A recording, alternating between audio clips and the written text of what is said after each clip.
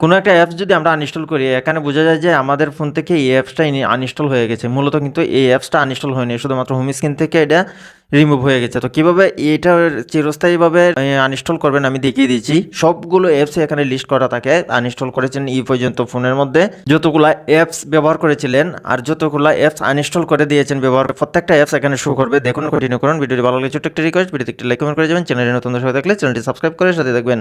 তো প্রথমে আমরা কি করব, প্লে স্টোরটি ওপেন করব। তো তারপর উপরে দেখতে পাবেন জিমেইল আইকন, এখানে ক্লিক করবেন। এখান থেকে দেখতে পাবেন ম্যানেজ অ্যাপস অ্যান্ড ডিভাইস, এখানে ক্লিক করবেন। এখান থেকে দেখতে পাবেন উপরে ম্যানেজ একটি অপশন আছে, এখানে ক্লিক করবেন। এখান থেকে দেখতে পাবেন দিস ডিভাইস, এখানে ক্লিক করবেন।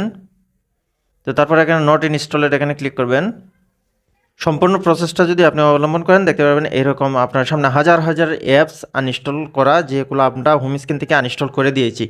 তো এখানে দেখতে পাবেন এই ফোন কেনার পর থেকে এই পর্যন্ত যত অ্যাপস আনইনস্টল করা হয়েছে বলার বাহিরে, আপনারা দেখতে পাচ্ছেন এখানে অনেক অনেক অ্যাপস আনইনস্টল করা এখানে। তো আপনি যদি চান কোনো একটা অ্যাপস এখান থেকে আপনি ইনস্টল করবেন, তাহলে কী করবেন, এইটার উপর একবার ক্লিক করবেন। ক্লিক করে দেওয়া হয়ে গেলে উপর দেখতে পাবেন ডাউনলোডের অপশন, এখানে যদি আপনি ক্লিক করে দেন দেখতে পাবেন ওই অ্যাপসটা ইনস্টল হয়ে যাবে।